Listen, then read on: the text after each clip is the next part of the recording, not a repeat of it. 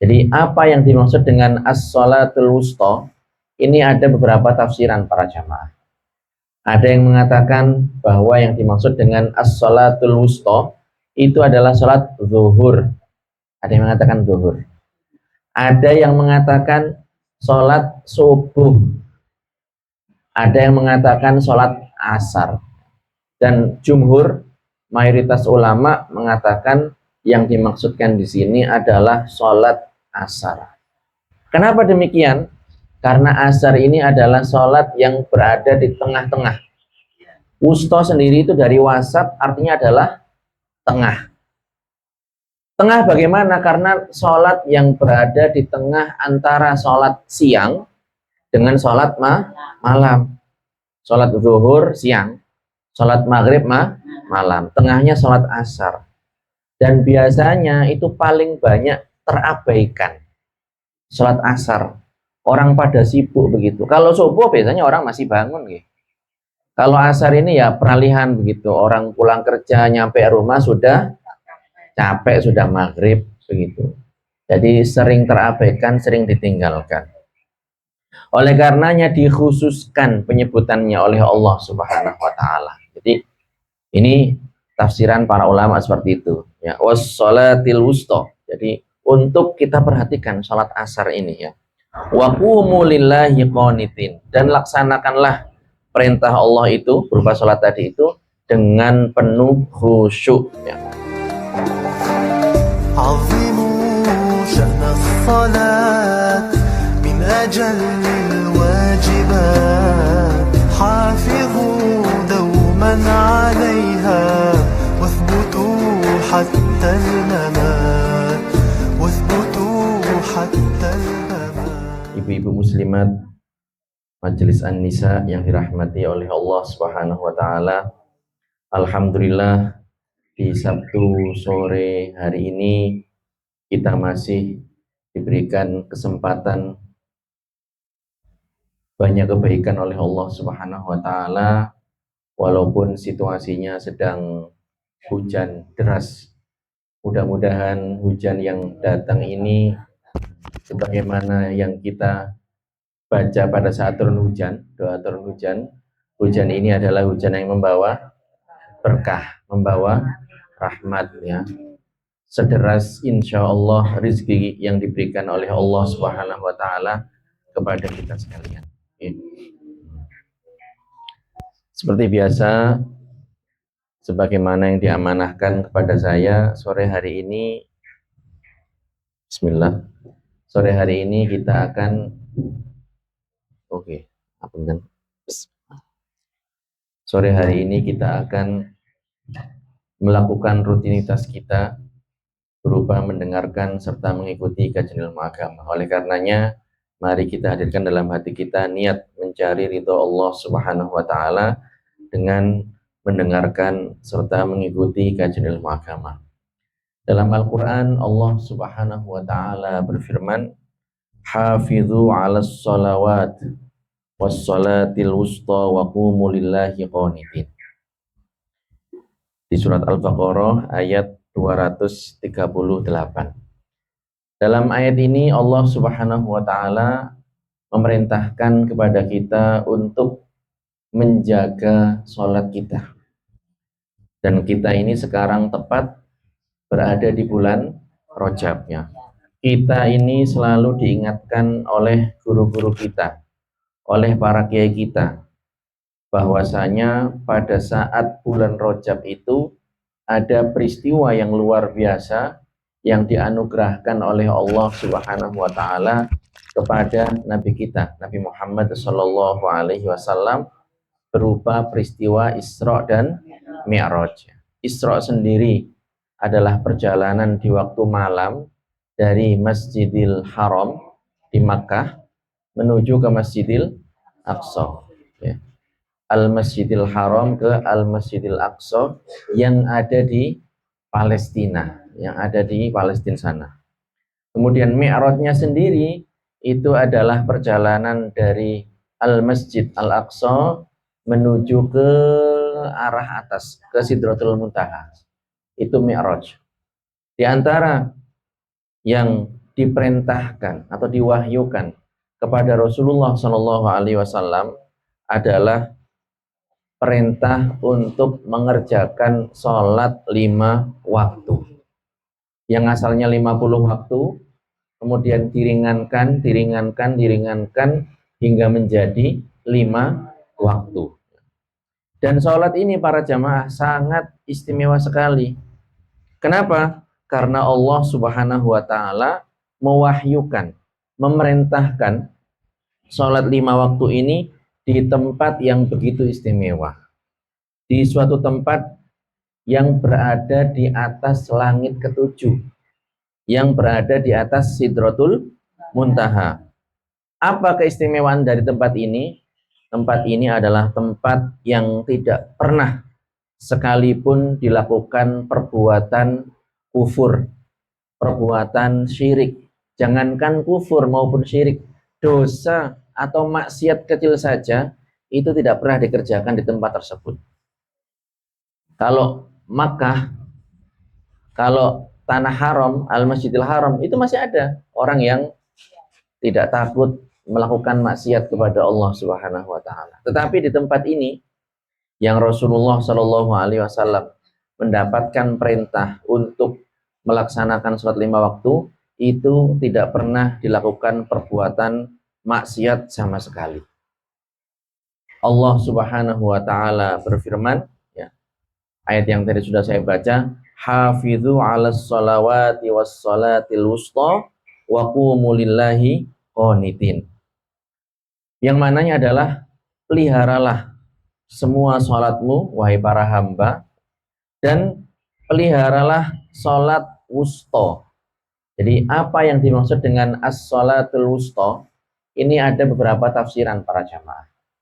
Ada yang mengatakan bahwa yang dimaksud dengan as-sholatul wusta itu adalah sholat zuhur. Ada yang mengatakan zuhur. Ada yang mengatakan sholat subuh. Ada yang mengatakan sholat asar.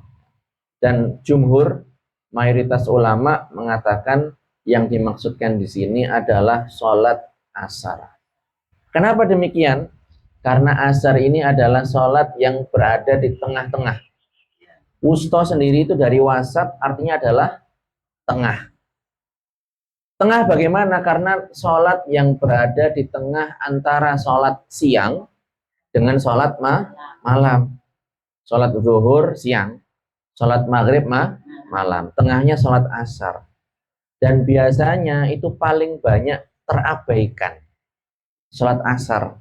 Orang pada sibuk begitu. Kalau subuh biasanya orang masih bangun gitu. Kalau asar ini ya peralihan begitu. Orang pulang kerja nyampe rumah sudah capek, sudah maghrib begitu. Jadi sering terabaikan, sering ditinggalkan. Oleh karenanya dikhususkan penyebutannya oleh Allah Subhanahu wa Ta'ala. Jadi ini tafsiran para ulama seperti itu. Ya, wassalatil wusta. Jadi untuk kita perhatikan salat asar ini ya. Wa qumu lillahi qanitin, dan laksanakanlah perintah Allah itu berupa salat tadi itu dengan penuh khusyuk ya. Dan di dalam hadis yang lain Rasulullah Shallallahu Alaihi Wasallam juga menyebutkan, beliau bersabda, khamsu sholawatin katabahunallahu alal ibad. Jadi ada 5 sholat yang Allah wajibkan atas para hamba. Faman jaa bihinna lam yudayyi' minhunna syai'an istighfafan bihaqqihinna kana lahu 'indallahi 'ahdun an yudkhilahul jannah. Barang siapa orang melaksanakan 5 sholat waktu ini, tidak melalaikan satupun dari sholat 5 waktu ini, jadi semua dikerjakan, mau itu zuhur, asar, maghrib. Biasanya ya kalau langgan itu kan maghrib ibu-ibu ya, maghrib masjid ya alhamdulillah kalau penuh itu biasanya 3 baris, 5 baris, 3 baris sudah lumayan itu. Kemudian isya berkurang, subuh tambah berkurang lagi, asar ya cuman 2 orang, siapa? Imam sama makmumnya saja ya.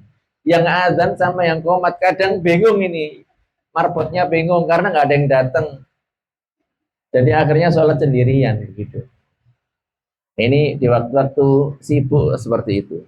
Jadi barang siapa yang melaksanakan 5 sholat ini, tidak melalaikan satupun darinya, ya, memenuhi hak-hak sholat ini, maka orang ini akan mendapatkan janji dari Allah akan dimasukkan ke dalam surga. Kemudian Rasul melanjutkan, wa man lam ya'ti bihinna falaysa lahu 'indallahi 'ahdun in syaa'a 'adzabahu wa in syaa'a adkhalahul jannah. Adapun barang siapa yang tidak melaksanakannya, melalaikannya, maka ia tidak mendapatkan janji dari Allah tersebut.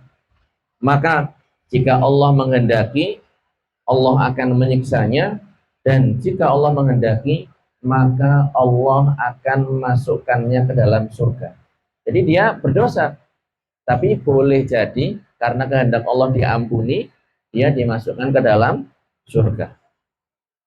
Dari naskah tadi, teks tadi, ayat Al-Quran dan juga hadis Rasulullah Shallallahu Alaihi Wasallam, kita memahami bahwasanya sholat ini kedudukannya sangat agung. Kenapa demikian? Karena merupakan amal, ibadah, ketaatan, kebaikan yang paling utama setelah seseorang beriman kepada Allah Subhanahu wa Ta'ala. Oleh karenanya, orang yang menjaga sholat, memelihara sholat, maka ia telah menjaga agamanya. Sebaliknya, para jamaah, orang yang lalai, yang abai, ya, terhadap sholat, maka terhadap selain sholat biasanya lebih abai lagi, begitu. Karena sholat ini kan nggak pakai modal.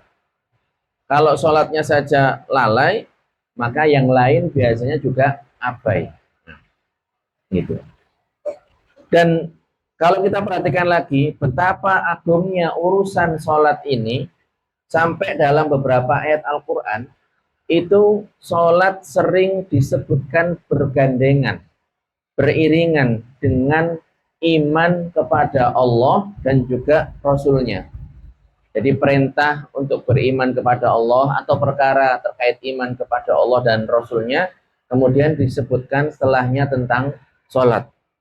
Di antaranya di surat Al-Baqarah ayat 277, Allah Subhanahu wa Ta'ala berfirman, innalladzina amanu wa amilus solihati wa aqamus sholah, ya, wa aqamus sholata wa atawuz zakah lahum ajruhum inda rabbihim wala khaufun alaihim wala hum yahzanun.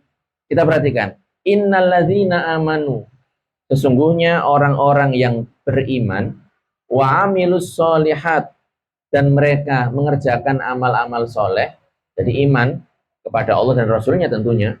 Kemudian disebutkan perkara sholat, wa aqamus sholah, mendirikan, mengerjakan sholat, wa atawuz zakah, membayar dan menunaikan zakat. Maka apa yang didapatkan? Lahum ajruhum inda rabbihim, mereka ini mendapatkan pahala yang diberikan oleh Tuhannya. Wala khaufun alaihim wala hum yahzanun, mereka tidak ada khawatiran dan juga tidak pula mereka ini bersedih hati. Jadi banyak sekali ayat-ayat yang menyebutkan seperti itu. Dan kalau kita perhatikan dalam Al-Quran juga, itu disebutkan secara beriringan perbuatan meninggalkan sholat. Ya, meninggalkan sholat itu dibarengkan dengan kekufuran, para jamaah. Ya. Sebagaimana dalam surat Al-Muddathir itu diceritakan tentang kisah orang-orang yang masuk ke dalam neraka. Ditanya, kenapa kok bisa sampai masuk neraka? Itu kan dalam Al-Quran, beberapa ayat itu kan menceritakan tentang dialog orang-orang yang masuk surga, orang-orang yang masuk neraka, dan seterusnya. Ya. Ini ayat ini menjelaskan tentang jawaban orang-orang yang masuk neraka. Bagaimana mereka ini bisa masuk neraka. Ya. Misalnya, dalam surat Al-Muddathir ini disebutkan, ma salakakum fi saqor. Apakah yang menjadikan kalian masuk ke dalam neraka Sakor? Apa yang memasukkan kalian masuk ke dalam neraka Sakor ini? Kemudian apa jawabannya? Qalu lam naku minal musallin. Jadi mereka menjawab, kami dulu itu tidak termasuk orang-orang yang mengerjakan sholat. Walam naku nut'imul miskin. Kami juga bukan termasuk orang yang memberi makan kepada orang-orang miskin, pada miskin. Wa kunna nakhudu ma'al khaidin. Dan kami adalah orang yang membicarakan kebatilan bersama golongan, bersama orang-orang yang membicarakannya. Wa kunna nukadzibu biyaumiddin. Dan kami juga termasuk orang-orang yang mendustakan hari pembalasan. Jadi kalau kita perhatikan orang-orang kafir zaman dulu itu, ya polanya kayak gini, tidak sholat, tidak bayar zakat, tidak mau ngasih makan orang-orang miskin, ngomongnya juga ngawur. Kemudian mereka itu mendustakan hari pembalasan, hari kiamat. Ya, hari kiamat. Jadi Yaumuddin itu adalah hari pembalasan, hari kiamat. Ya. Maliki Yaumiddin. Jadi Allah adalah zat yang menguasai hari pembalasan, hari kiamat. Gitu. Kemudian para ulama menjelaskan bahwa kalau sholat sebegitu pentingnya, bagaimana hukum orang-orang yang meninggalkan sholat? Dan tentunya yang kita maksud di sini adalah sholat 5 waktu. Jadi tidak ada sholat yang wajib kecuali hanya sholat 5 waktu saja. Yang lain tidak ada yang wajib. Witir tidak wajib, tarawih tidak wajib. Ya, sholat Idul Fitri, Idul Adha tidak wajib.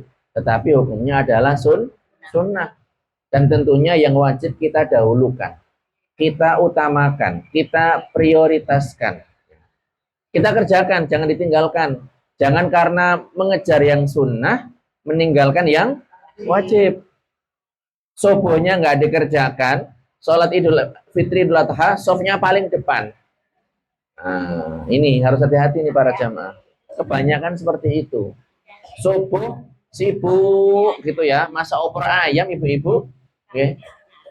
Bajunya nyetrika, bajunya sendiri, bajunya keluarganya, suaminya, anak-anaknya, menantunya disetrikakan sekalian. Nggak sholat subuh. Kemudian pada saat sholat Idul Fitri, softnya paling depan. Ya, ini orang-orang yang terperdaya, orang-orang yang tertipu. Bagaimana hukumnya orang yang meninggalkan sholat wajib ini? Jadi apabila orang ini meninggalkan sholat 5 waktu, atau salah satunya saja, meninggalkan karena mengingkari kewajibannya, oh tidak wajib kok, padahal wajib, tapi dia mengingkari kewajibannya, atau melecehkan, Allah gak usah sholat-sholatan, misalnya seperti itu. Ya. Maka orang ini dihukumi keluar dari agama Islam, dihukumi murtad atau kafir jika mengingkari kewajiban atau melecehkan, nggak mau sholat karena melecehkan, ya, maka orang ini dihukumi keluar dari agama Islam, kafir, murtad, harus bertaubat dengan mengucapkan 2 kalimat syahadat. Adapun kalau meninggalkan sholat 5 waktu karena males, ibu-ibu, males, tahu kalau wajib, tapi dia meninggalkan karena males, ngerti wajib, dia tahu itu kewajibannya, tapi males. Subuh males, ya. Zuhur sibuk kerja, ya. Asar dalam perjalanan, maghrib kesel, ya. Isya sudah tidur ngantuk, males. Maka di sini tidak sampai kafir, tidak kafir, tapi dia berdosa besar. Jadi kalau meninggalkan karena males, dan ini kebanyakan orang seperti ini. Jadi kalau ada orang tidak sholat, ya saking males saja, maka itu kafir, murtad. Enggak, bukan seperti itu ibu. Tapi orang ini dihukumi keluar dari agama Islam, dihukumi sebagai orang yang melakukan dosa besar, seorang fasik, pelaku dosa besar. Dan tentunya kita juga jangan sampai menunda-nunda sholat sehingga keluar dari waktunya. Jadi jangan kita semuanya, ya saya personal, kita panjenengan sekalian, jangan sampai bermalas-malasan dalam mengerjakan sholat. Ya. Di dunia ini seseorang yang menunda jadwal sholat ya karena perjalanan atau karena pekerjaan ya, ini jangan sampai seperti itu ya. Karena apa? Kematian ini kita tidak tahu kapan datangnya gitu. Oleh karenanya kita segerakan, jangan ditunda-tunda ya. Jangan sampai diakhirkan dari waktu yang sebagaimana mestinya. Walaupun memang terkadang dalam kondisi tertentu ada uzur. Apa contoh uzur itu? Lupa. Benar-benar lupa. Itu uzur para jamaah. Tapi kalau ingat, dia harus segera melaksanakan sholat. Ketiduran. Beneran tertiduran. Ini uzur. Tapi kalau bangun, dia juga harus segera melaksanakan sholat. Atau perjalanan jauh, ya, musafir. Maka di sini dia diberikan keringanan oleh Allah Subhanahu wa taala untuk menjamak, melakukan dua sholat di satu waktu, baik di waktu awal namanya jamak takdim, atau di waktu yang kedua namanya jamak takhir gitu. Ditambah qosor, meringkas sholat ya, meringkas sholat, tapi hanya berlaku untuk sholat yang 4 rakaat, yaitu sholat zuhur, asar, dan juga isya. Maghrib tetap 3, subuh tetap 2 ya. Bukan subuh dikosor kemudian jadi 1 rakaat. Itu witir itu para jamaah. Jadi seperti itu, kita harus semangat dalam mengerjakan sholat ya. Sebelum hembusan nafas kita ini sampai pada penghujungnya ya. Kematian ini oleh para ulama itu diumpamakan seperti pedang yang terhunus, sudah siap-siap di atas leher kita. Jadi ibarat orang itu mau dieksekusi mati, sudah tinggal des gitu saja. Kematian itu seperti itu ya. Dalam salah satu hadis yang diriwayatkan oleh seorang sahabat yang bernama sahabat Jabir radhiyallahu anhu, beliau mengatakan bahwa Rasulullah Shallallahu alaihi wasallam bersabda, "Mathalus shalawatil khamsi kamathalin nahrin jarin ghamrin ala babi ahadikum yaghtasilu minhu kulla yaumin khamsa marrat." Jadi ini adalah analogi atau perumpamaan yang disebutkan oleh Rasulullah Shallallahu alaihi wasallam bagi orang yang rutin ya, istiqomah menjaga memelihara sholat. Bahwasanya sholat 5 waktu ini diumpamakan, diserupakan ibarat sungai yang mengalir airnya, yang mengalir ke arah pintu rumah salah seorang di antara kalian. Lalu seseorang itu mandi dari air tersebut sebanyak 5 kali. Ya, orang kalau mandinya 5 kali, bersih apa kotor? Bersih, begitu. Ya, bersih. Dan tentunya dosa-dosa kecil ini akan mendapatkan ampunan dari Allah Subhanahu wa taala. Dan saking pentingnya sholat para jamaah, sholat itu dalam hadis yang lain juga disebutkan merupakan induk dari segala perkara dalam Islam dan merupakan tiang agama Islam ya. Rasulullah Shallallahu alaihi wasallam bersabda, "Rasul amri Islam wa amuduhu as-shalah." Induk dari segala perkara adalah Islam, dan tiang daripada Islam itu adalah sholat ya, sholat. Dan Rasulullah sendiri itu dijadikan prioritas beliau itu adalah sholat. Jadi orang itu jangan melihat Kanjeng Nabi istrinya lebih dari 1 dan seterusnya. Sebagaimana disebutkan oleh istri Rasulullah, yaitu Sayyidah Aisyah radhiyallahu anhu, pada saat giliran Sayyidah Aisyah, jadi hukum munakahat nih, seorang suami yang berpoligami itu kan juga punya kewajiban. Di antaranya adalah harus bersikap adil. Adil di sini dalam 2 hal. Yang pertama adalah dalam urusan nafkah, yang kedua adalah dalam urusan menginap. Giliran menginap. Jadi kalau hari ini di yang tua, hari berikutnya di yang muda. Dan Rasulullah seperti itu, beliau adil dalam urusan menginap. Dan istri Rasulullah yang perawan itu hanya Sayyidah Aisyah radhiyallahu anha. Itu pun ketika giliran beliau, ya, Sayyidah Aisyah ini mendapati Rasulullah ini sibuk dengan kegiatan ibadah. sibuk dengan perbuatan sholat. Sebagaimana disabdakan oleh beliau, wa ju'ilat qurratu aini fis shalah. Jadi Rasul mengatakan bahwasanya kesejukan mata beliau, ya, ketenangan diri beliau, kebahagiaan beliau itu adalah ketika beliau mengerjakan sholat. Ya. Dijadikan kesenangan beliau itu adalah perbuatan sholat. Jadi bukan sibuk dengan istrinya, bukan. Ya. Dan suatu ketika Rasulullah Shallallahu Alaihi Wasallam ini juga mengatakan kepada sahabat Bilal bin Robah, ya tahu ya, tukang azannya, ya, sahabat yang diberikan amanah untuk mengumandangkan azan. Jadi kalau beliau ingin mendapatkan kenyamanan itu, beliau memerintahkan Bilal untuk mengumandangkan iqamat. Rasulullah mengatakan, ya Bilal, arihna bis sholah. Wahai sahabat Bilal, ya arihna, berilah kami kenyamanan dan kedamaian dengan mengerjakan sholat. Ya, diperintahkan untuk mengumandangkan iqamah, ya, untuk mengerjakan sholat. Seperti itu.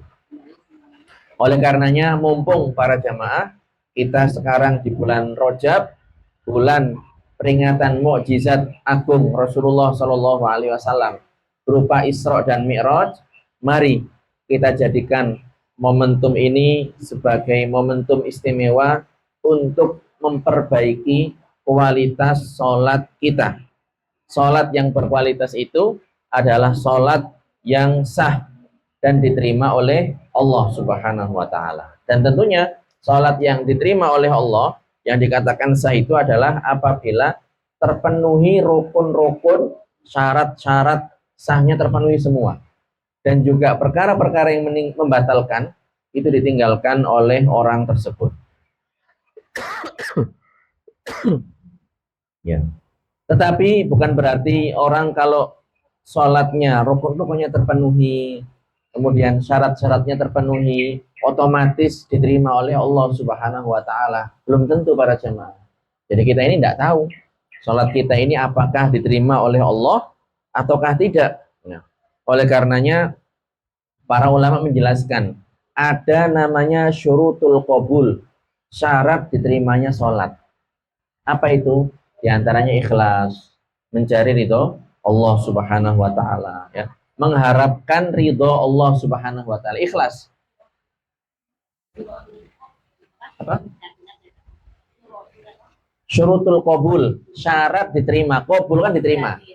Jadi ada syarat sah, ada syurutul qabul, syarat-syarat supaya ibadah kita diterima.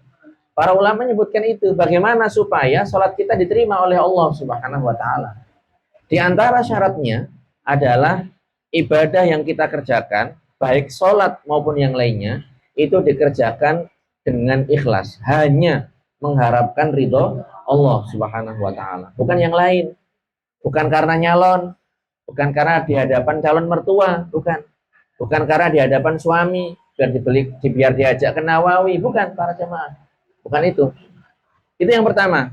Yang kedua adalah di antara syarat supaya ibadah sholat kita diterima oleh Allah, makanan dan minuman yang ada di dalam perut saat mengerjakan sholat itu adalah makanan yang halal. Berarti kalau orang makan makanan yang haram, kemudian dia sholat, rukunnya terpenuhi, syaratnya komplit. Yang membatalkan, halal yang membatalkan, dia tinggalkan, tidak dikerjakan. Tetapi karena dalam perutnya terdapat makanan yang haram, ya, atau minuman yang haram, maka sholatnya itu tidak akan diterima oleh Allah Subhanahu wa Ta'ala. Tidak diterima ini maksudnya adalah tidak mendapatkan pahala para jemaah. Itu yang kedua. Yang ketiga, pakaiannya harus halal. Pakaian yang dikenakan, bajunya, mukenanya, sarungnya, kopiahnya, sorbannya, ya, baju kokonya itu harus halal. Dari rezeki yang halal, ya, bukan barang milik orang lain, begitu.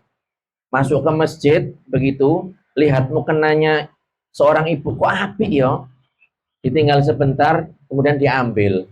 Nah, ini berarti apa? Kemudian dibikin sholat, maka sholatnya ini tidak akan diterima oleh Allah Subhanahu wa Ta'ala. Kemudian yang keempat adalah tempat yang digunakan untuk mengerjakan sholat juga harus halal. Halal juga, ya, selain bersih, suci itu ya itu syarat. Tapi syarat diterimanya adalah harus halal. Berarti kalau orang sholat di tanah, misalnya, naudzubillah, ada saudara, kemudian eker, geriduh, ribut, ya, ternyata dia ini ngambil jatahnya saudaranya secara zalim, dijadikan rumah di situ, kemudian ada tempat sholatnya di situ. Padahal itu bukan hak dia, haknya siapa? Saudaranya. Maka sholat yang dikerjakan di situ, kalau seandainya rukunnya terpenuhi, syaratnya terpenuhi, hal-hal yang batalkan dia tinggalkan, tapi karena sholatnya di situ, di tanah yang tidak halal, di tempat yang tidak halal, maka tidak akan diterima oleh Allah Subhanahu wa Ta'ala. Kemudian yang berikutnya, yang kelima adalah sholat yang dikerjakan itu harus disertai dengan rasa khusyuk. Khusyuk para jamaah. Apa itu khusyuk? Khusyuk itu adalah menghadirkan dalam hati rasa takut kepada Allah Subhanahu wa Ta'ala, rasa mengagungkan kepada Allah Subhanahu wa Ta'ala, walaupun hanya sebentar. Oleh karenanya orang kalau dalam sholatnya tidak ada rasa khusyuknya sama sekali, jadi nggak ada khusyuknya sama sekali, ya pokoknya ndang ya bat-bat ndang mari begitu, segera selesai, tidak ada khusyuknya sama sekali, maka orang ini tidak mendapatkan pahala dari Allah Subhanahu wa Ta'ala. Jadi ya sia-sia, capek doang ya, mendapatkan capek doang. Jadi khusyuk itu adalah menghadirkan dalam hati rasa takut atau rasa mengagungkan kepada Allah Subhanahu wa Ta'ala. Kemudian yang berikutnya adalah tidak ujub. Ujub, bukan ujub para jemaah. Ujub. Apa itu ujub? Ujub itu adalah seseorang melihat bahwa kemampuan dia untuk mengerjakan ibadah itu adalah keistimewaan dirinya. Jadi dia mengatakan pada dirinya, "Nek aku gak ono sing iso koyo ngene." Iya. Dia nggak ngomong ke orang, tidak membangga-banggakan kepada orang lain, tapi ini dalam hatinya sendiri. Kalau bukan saya, tidak ada yang rajin jamaah di Masjid Baitul Ula ini. Ya, ini namanya ujub. Jadi lupa kalau itu adalah karunia dari Allah Subhanahu wa Ta'ala. Itu adalah pertolongan dari Allah. Dia bisa sholat, bisa di saf pertama, ya, bisa sholat tepat waktu. Itu adalah karunia, pertolongan dari Allah Subhanahu wa Ta'ala. Lupa hal tersebut dan dia menilai itu adalah keistimewaan yang dia miliki, melupakan bahwasanya itu adalah anugerah dari Allah Subhanahu wa Ta'ala. Sejatinya itu adalah karunia dari Allah Subhanahu wa Ta'ala, ya. Jadi itu syarat-syarat supaya sholat kita diterima oleh Allah Subhanahu wa Ta'ala, ya. Kemudian ada beberapa tips para jamaah supaya kita ini bisa menghadirkan rasa khusyuk dalam sholat kita. Di antaranya adalah dengan memperbanyak mengingat kematian. Jadi orang itu kalau mau sholat, ya, ketika sholat dia mengatakan kepada dirinya sendiri, mungkin mbok menowo ini adalah sholat saya untuk terakhir kalinya. Orang kalau misalnya ada notifikasi dari malaikat maut, Bu Fulana, ini saya beritahukan bahwasanya ini adalah sholat terakhir panjenengan.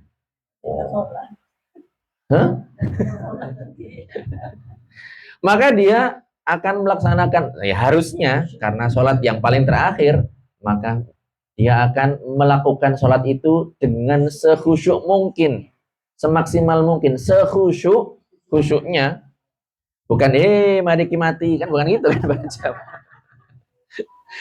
Ya, jadi itu diantara cara supaya seorang itu khusyuk mengingat kematian, ya, mengatakan mungkin ini adalah sholat terakhirku, ya, seperti itu. Oleh karenanya biasanya para imam itu mengatakan shollu sholatal muwaddi', sholatlah wahai para jamaah seakan-akan ini adalah sholat terakhir kali kita, ya, seperti itu. Dan kita merenungkan apa yang kita baca, makna yang kita baca dan seterusnya.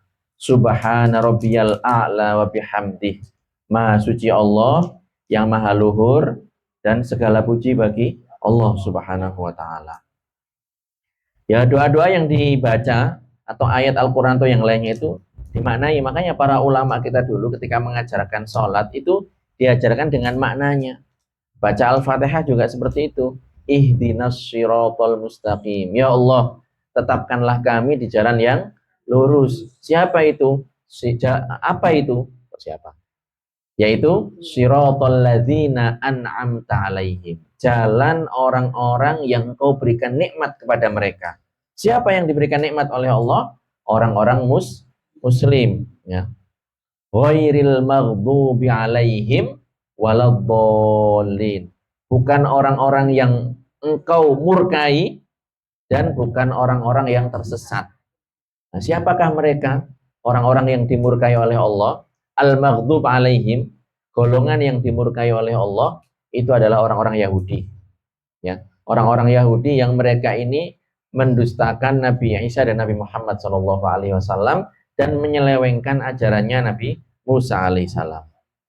Kemudian waladhdallin, dan bukan orang-orang yang tersesat. Siapa? Mereka ini adalah orang-orang yang menuhankan Nabi Isa alaihissalam, menganggap bahwasanya Nabi Isa ini adalah putra Allah Subhanahu wa taala. Jadi itu para jamaah ya, mudah-mudahan kita diberikan keberkahan di bulan Rajab ya. Di sini mari kita tutup dengan doa. Rasul itu mengajarkan kepada para sahabat, dan ini diteruskan dilanjutkan oleh para ulama, ketika datang bulan Rajab seperti ini, maka Rasul mendoakan Allahumma barik lana fi Rajaba wa Sya'ban wa ballighna Ramadan. Boleh dua para jamaah. Allahumma barik lana fi Rajaba bisa, atau fi Rajabin bisa, wa ballighna Ramadan ya. Ya Allah, berikanlah kami keberkahan di bulan Rajab dan bulan Sya'ban, dan sampaikanlah kami hingga bulan Ramadan ya. Jadi demikian para jamaah, mudah-mudahan kita semuanya istiqomah, sholat kita terpelihara dan bisa kita jaga sebagaimana mestinya ya. Mudah-mudahan apa yang saya sampaikan bermanfaat. Monggo silahkan, mungkin ada yang mau ditanyakan, monggo. Kawan semua, segera daftar mengaji Syahama Probolinggo, belajar ilmu yang mulia. Ayo ke Syahama, pondok penuh berkah, belajar ilmu yang mulia. Ayo ke Syahama, pondok penuh berkah, belajar ilmu agama, hidup jadi lebih